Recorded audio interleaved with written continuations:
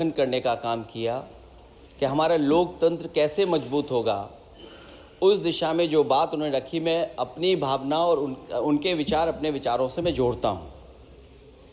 मुझे खुशी है इस बात की कि सरकार ने इस बात पर चर्चा और मौका दिया हम सबको अपनी बात रखने का।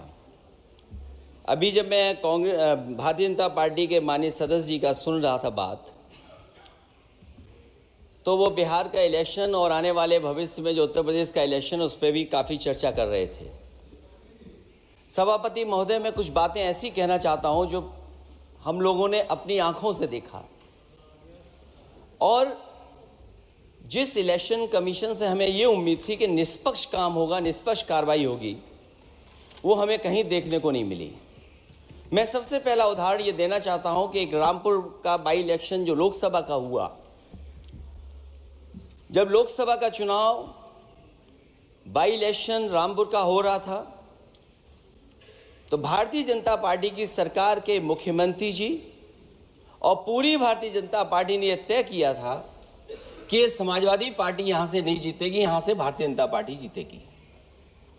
और ये आशंका हम लोगों को थी कि हर तरीके से हम लोगों को दबाया जाएगा, हर तरीके से चुनाव में धांधली की जाएगी। और जिस समय चुनाव शुरू हुआ, वो चीजें हम लोगों को देखने को मिली।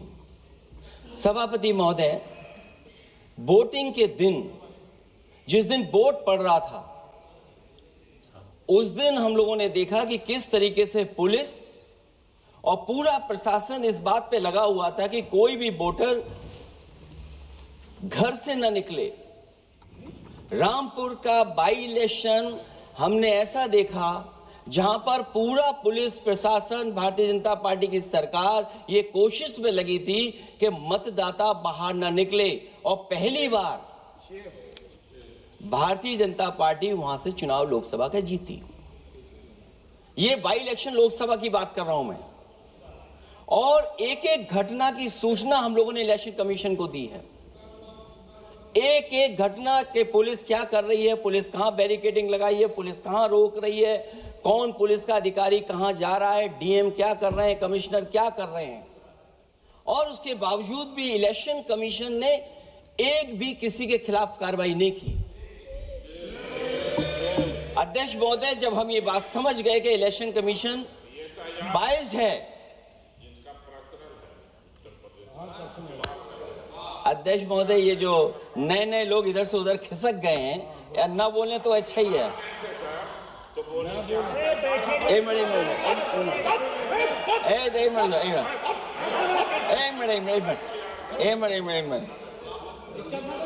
अध्यक्ष महोदय, पर अध्यक्ष महोदय, मेरा ये आग्रह है ये अध्यक्ष महोदय ये कुछ जानते नहीं है। अध्यक्ष महोदय, माननीय सदस्य कुछ जानते नहीं है, ये ना पढ़े लिखे हैं ना कुछ जानकारी रखते हैं। ये मैं ये कह रहा हूं, मैं ये बात इसलिए कह रहा हूं, ये अनपढ़ इसलिए हैं। अध्यक्ष महोदय, मैं ये बात इसलिए कह रहा हूं कि जो जो घटनाएं मैं बता रहा हूं, मैंने एक एक घटना इलेक्शन कमीशन को टैग किया है, एक एक वीडियो इलेक्शन कमीशन को दिया है, एक एक पत्र लिखा है इलेक्शन कमीशन को। अगर एक भी कार्रवाई की हो तो मुझे बता दें, अगर ये जानते हो। और दूसरा, मैं अध्यक्ष महोदय, मैं दूसरा बताना चाहता हूं आपको। अध्यक्ष महोदय, चुनाव जीते जाते हैं, हारे जाते हैं। कभी कोई चुनाव जीतता है, कभी कोई चुनाव जीतता है। एक समय था जब हम लोग कांग्रेस पार्टी से लड़ते थे, और एक समय आ गया कि जब हम आपसे लड़ रहे हैं चुनाव, कभी ये जीतते हैं, कभी वो जीतते हैं, कभी मैं जीतता हूं। एक समय था अध्यक्ष महोदय, मैं 5 लोकसभा का सांसद था यहां। इस बार हम लोग भारतीय जनता पार्टी को दूसरे नंबर करके सबसे 1 नंबर पे समाजवादी पार्टी आई। और अध्यक्ष महोदय, ये जहां से आपने कम्युनल पॉलिटिक्स शुरू की थी, जहां से आपने कम्युनल माहौल बनाया था देश में, उस अयोध्या से अगर कोई जीता है तो हमारे समाजवादी पार्टी के अवधेश जी जीत करके आए हैं। ये चुनाव जीते जाते हैं, हारे जाते हैं, लेकिन जिस संस्था की जिम्मेदारी निष्पक्ष रहना, वो आखिरकार संस्था निष्पक्ष क्यों नहीं है, सवाल ये है। और सवाल मैं यहां से उठाता हूं बाई इलेक्शन का। मैं 3 बाई इलेक्शन का उदाहरण देना चाहता हूं आपसे अध्यक्ष महोदय। नहीं, बाई इलेक्शन पर चर्चा नहीं हो रही।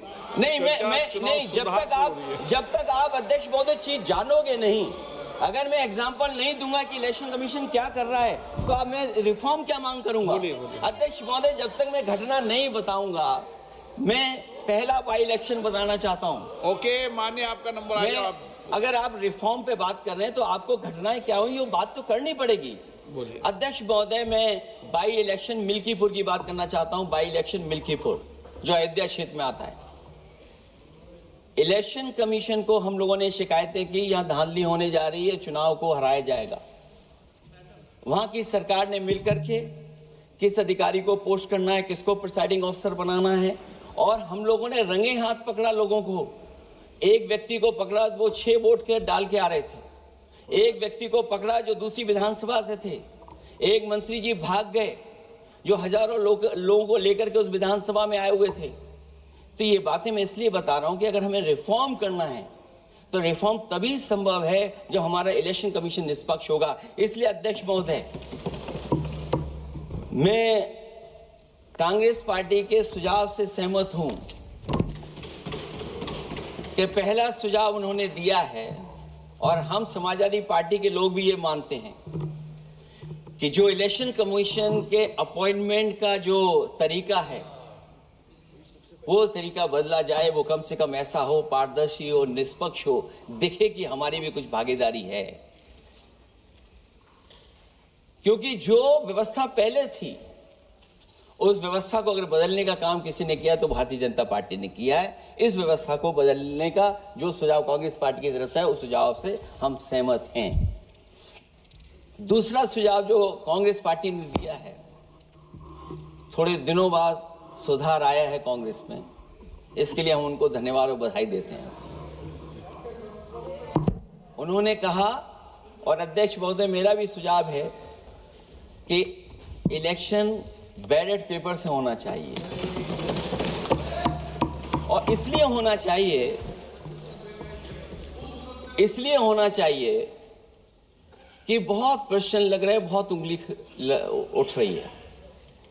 इलेक्ट्रॉनिक चीजों पे बहुत सवाल खड़े हो रहे हैं, और केवल भारत के अंदर लोकतंत्र में नहीं, दुनिया के लोकतंत्र में। और ये जो लोग कुछ कह रहे हैं इलेक्ट्रॉनिक की बात और टेक्नोलॉजी की बात कर रहे हैं, मैं उनसे कहना चाहता हूं कि भारत और जर्मनी की तुलना कर लें, भारत और अमेरिका की तुलना कर लें, भारत की और जापान की तुलना कर लें, हम कहां खड़े हैं। अगर वो संपन्न देश जो टेक्नोलॉजी में हमसे कई गुना आगे हैं, अगर वो स्वीकार नहीं कर रहे ईवीएम, तो आखिरकार हम ईवीएम को क्यों स्वीकार कर रहे हैं? अगर उन देशों में लोकतंत्र है और बैलेट से वोट पड़ रहा है तो यहां पर भी बैलेट से वोट पड़ना चाहिए। और जो मेरी जानकारी जहां तक पहुंचती और जानकारी है मुझे, वो जानकारी ये कहती है कि जर्मनी में अगर आप ईवीएम से वोट डालेंगे तो वो अनकॉन्स्टिट्यूशनल माना जाएगा। सोचो, जर्मनी जैसा देश बैलेट पेपर से वोट डलवा रहा, तो आखिर भारत जैसा देश हम बैलेट पे क्यों नहीं जा रहे हैं? जो रिफॉर्म की बात आई है, सबसे पहला सवाल यही है कि रिफॉर्म का मतलब क्या होता है। जब कोई चीज अपने मूल रूप स्वरूप में होती है तो उसे फॉर्म कहते हैं। जो वो मूल फॉर्म को खो बैठती है तो डिफॉर्म हो जाती है, और फिर उसी मूल फॉर्म में ले जाने का जो प्रयास होता है वो रिफॉर्म कहलाया जाता है। अध्यक्ष महोदय, सवाल ये भी है कि रिफॉर्म की जरूरत क्यों पड़ी, हमारी चुनावी प्रक्रिया खराब क्यों हुई, उसे खराब किसने किया। किसी भी चीज के खराब होने के 2 कारण होते हैं। एक ये कि उसे बाहरी लोगों ने खराब किया, और एक ये कि उसके अंदर से ही किसी ने खराब किया या किसी ने अपने स्वार्थ के लिए करवाया। तो अध्यक्ष महोदय, आज ये अजीब हालत है कि बाहर से ज्यादा चुनावी प्रक्रिया अंदर से खराब हुई है। और ये उदाहरण इसलिए मैं देना चाहता था बाई इलेक्शंस के और लोकसभा के इलेक्शन का, क्योंकि जिस तरह की शिकायतें की गई थीं, अध्यक्ष महोदय, एक भी शिकायत पे कार्रवाई नहीं हुई। एक और मैं उदाहरण देना चाहता हूं, फर्रुखाबाद का चुनाव लोकसभा का, हालांकि और लोकसभा के चुनाव को मैं नहीं कहूंगा, लेकिन फर्रुखाबाद का लोकसभा का चुनाव जो पिछली बार 2024 में बड़े करीब से मैंने देखा। वहां के जिलाधिकारी, वहां का पुलिस का प्रशासन पूरे दिन लाठी चलाता रहा, और कभी लाइट जाती थी, कभी लाइट आती थी। जब हम लोगों ने जानकारी करने की कोशिश की कि आखिरकार क्यों हो रहा है, तो पता लगा कि उन्हें रिजल्ट बदलना है। तो उत्तर प्रदेश का इस तरह एक रिजल्ट नहीं बदला गया, कई जगह रिजल्ट बदला गया। हम इलेक्शन कमीशन के सामने खड़े रह गए कि इलेक्शन कमीशन को बताते रहे कि धांधली हो रही है, लेकिन इलेक्शन कमीशन ने कोई सुनवाई नहीं की। ये केवल लोकसभा में नहीं, मैं फिर लौट करके आता हूं, जितने भी बाई इलेक्शन हुए हैं वहां पर वोट चोरी अध्यक्ष नहीं हुई, वोट डकैती हुई है। और मैं फिर कहता हूं, जहां जहां आप लोग जीते हो बाई इलेक्शन में, अभी 27 भी आने वाला है, अगर एक भी लोग वो जो विधानसभा आप जीत करके दिखा देना, मैं on the floor of house कह रहा हूं अध्यक्ष महोदय, अगर निष्पक्ष चुनाव होगा तो एक भी भारतीय जनता पार्टी वहां पर सीट नहीं जीतने वाली है। दूसरा कि जो समय समय पर पैसा आ जाता है अकाउंट में, ये लोकतंत्र को सबसे ज्यादा कमजोर कर रहा है। 10,000 बिहार में बांट दिए। अभी सुना है कि बहुत सारी महिलाओं ने कई जिलों में आंदोलन किया है, वो 10,000 के वादे से मुकर रहे हैं लोग। और मुझे याद है कि जिस समय उत्तर प्रदेश में मैं फ्री मोबाइल देने जा रहा था, कैबिनेट से मैंने पॉलिसी पास की थी, लेकिन यही बीजेपी के लोग चिल्ला चिल्ला करके उसको कह रहे थे कि चुनाव को इन्फ्लुएंस करने के लिए ये पॉलिसी लेकर के आए हैं, ये बांटने जा रहे हैं, और उसको रोक लगवाने का काम इलेक्शन कमीशन से किसी ने किया था, तो वो भारतीय जनता पार्टी थी। तो एक तरफ तो अपना पैसा दे रहे हैं आप, दूसरी तरफ कोई जनता के लिए अगर कोई पॉलिसी लेकर के आ रहा है उसको रोकना चाहते हैं। ये भेदभाव अगर किसी ने देखा है तो हम लोगों ने देखा है। फिर तीसरा, हम चाहते हैं कि मीडिया का जो रोल है चुनाव में, कुछ बात हम लोगों को समझ में नहीं आती। हमारे जो गरीब मतदाता हैं वो कभी कभी अध्यक्ष महोदय हमसे पूछते हैं कि आप तो टीवी पे आते हैं और चले जाते हैं, कुछ लोग टीवी पे आते हैं फिर जाते ही नहीं हैं, ये कारण क्या है?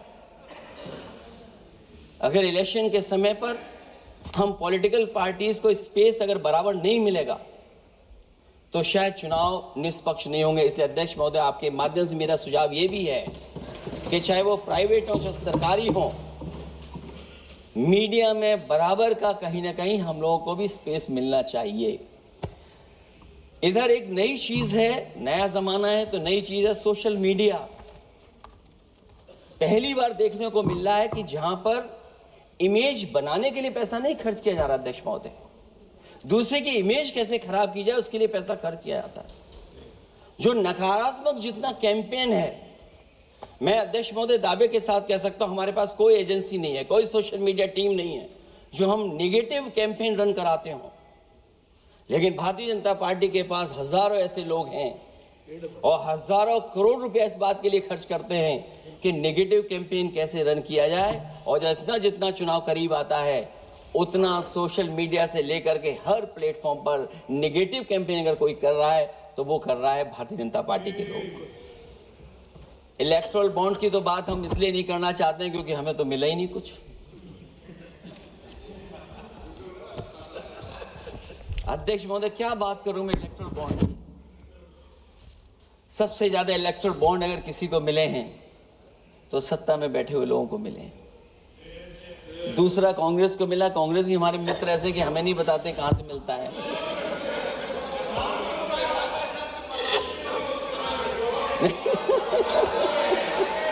अध्यक्ष महोदय, सबसे ज्यादा चुनावी खर्चा इनके पास, दूसरा खर्चा इनके पास। हम लोगों का भी तो कोई ख्याल रखे अध्यक्ष महोदय,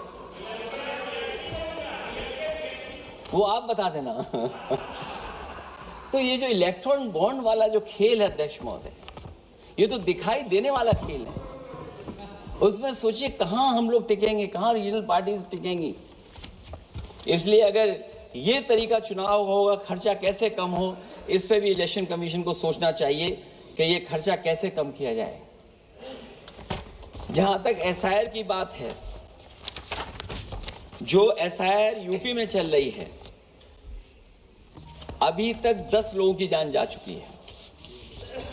बीएलओ जो गांव-गांव जाने की और गली-गली जाने के लिए जिनको काम मिला है, उसमें लगभग 10 लोगों की जान जा चुकी है। 9 लोगों की हमारे पास सूची है। मुरादाबाद में बीएलओ सर्वेश सिंह ने फांसी लगा ली, उन पर काम का बोझ था। 29 नवंबर में बिजनौर में बीएलओ शोभा रानी को हार्ट अटैक हो गया। 29 नवंबर देवरिया लेखपाल आशीष कुमार ड्यूटी के दौरान तबीयत बिगड़ी और फिर उनके बाद मृत्यु हो गई।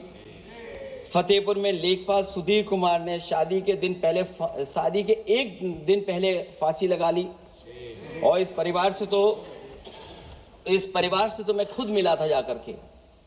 अध्यक्ष महोदय, जब परिवार के लोगों से बातचीत हुई तो उन्हें ये बताया उन्होंने कि इतना काम का बोझ था उनके ऊपर, अधिकारी इतना दबाव बना रहे थे कि वो क्या करते।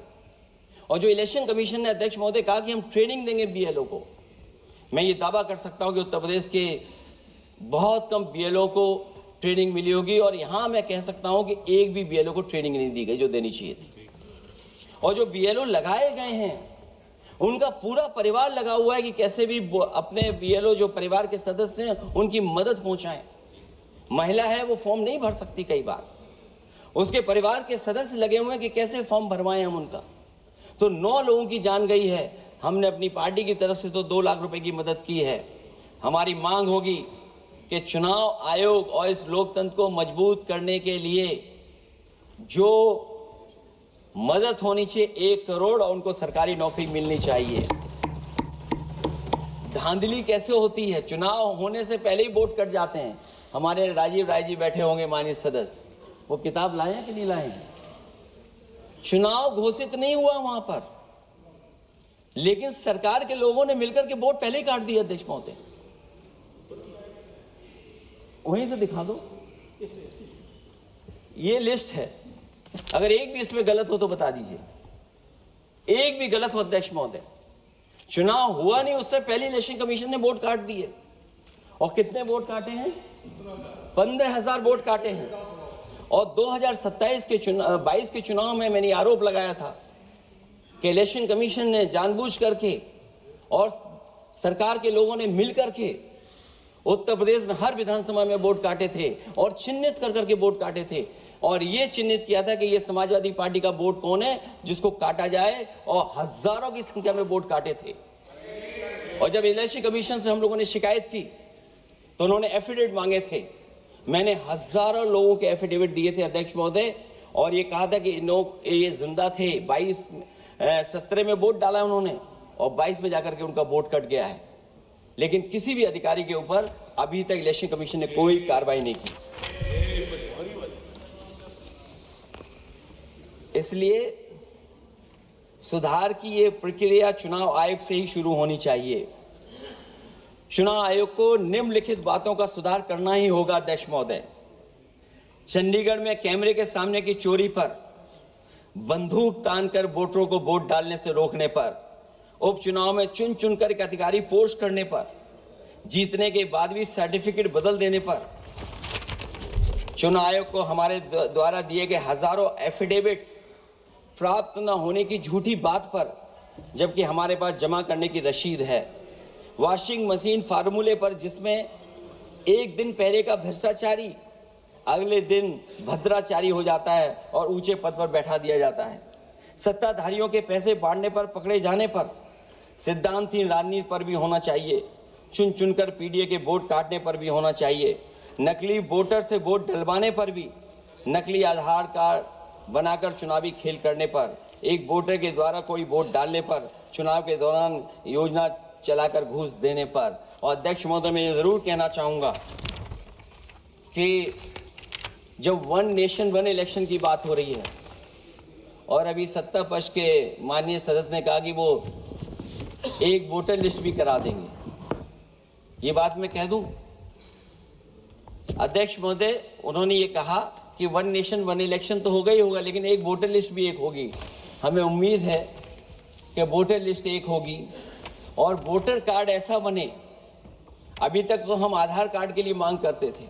देश के प्रधानमंत्री जी कहते हैं कि हम तो कई समस्याओं का समाधान कर चुके हैं, सेल्फ एफिडेविट, सेल्फ अटेस्टेड अगर आप दे देंगे डेट ऑफ बर्थ तो हम स्वीकार कर लेंगे। लेकिन अब सुनने में आ रहा है यूपी में आधार ही को स्वीकार मान ही नहीं रहे हैं उसको। आधार जैसा कार्ड जो जिसमें सब कुछ डॉक्यूमेंटेड है, आपके फिंगर्स हैं, आपकी आई है, आपका पूरा डिटेल है, उसके बाद भी आप आधार को नहीं मान रहे।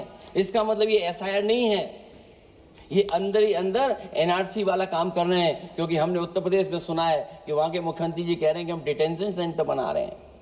भाई एसआईआर में जिसका नाम नहीं उसके लिए डिटेंशन सेंटर की जरूरत है?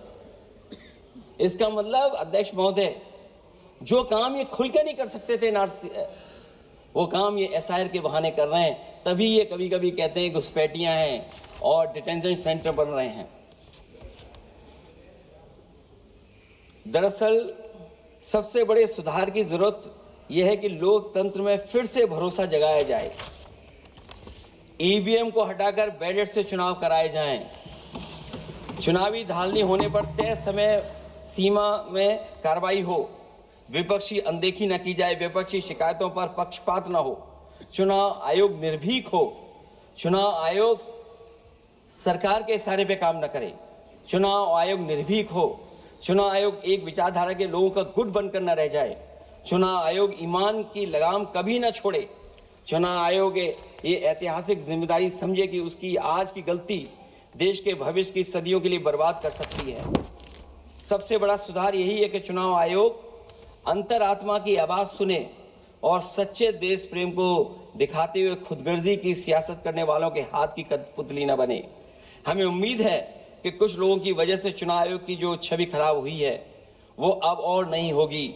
इलेक्शन रिफॉर्म तब तक निरर्थक है जब तक इलेक्शन कमीशन में रिफॉर्म नहीं होगा। इसीलिए जो सुझाव विपक्ष की तरफ से आ रहा है कि इलेक्शन कमीशन का गठन में जो पहले व्यवस्था थी वो पुनः लागू हो, उसी के बाद इलेक्शन कमीशन में सुधार संभव है। जितना इलेक्शन कमीशन मजबूत होगा उतना ही हमारा लोकतंत्र मजबूत होगा। जितना हम संविधान से खिलवाड़ करेंगे उतना ही हम समझेंगे कि आप लोकतंत्र से खिलवाड़ कर रहे हैं। इन्हीं शब्दों के साथ अध्यक्ष महोदय मैं आपका विशेष धन्यवाद देता हूं और मैं उम्मीद करता हूं कि इलेक्शन कमीशन भविष्य में फेयर काम करेगा। श्री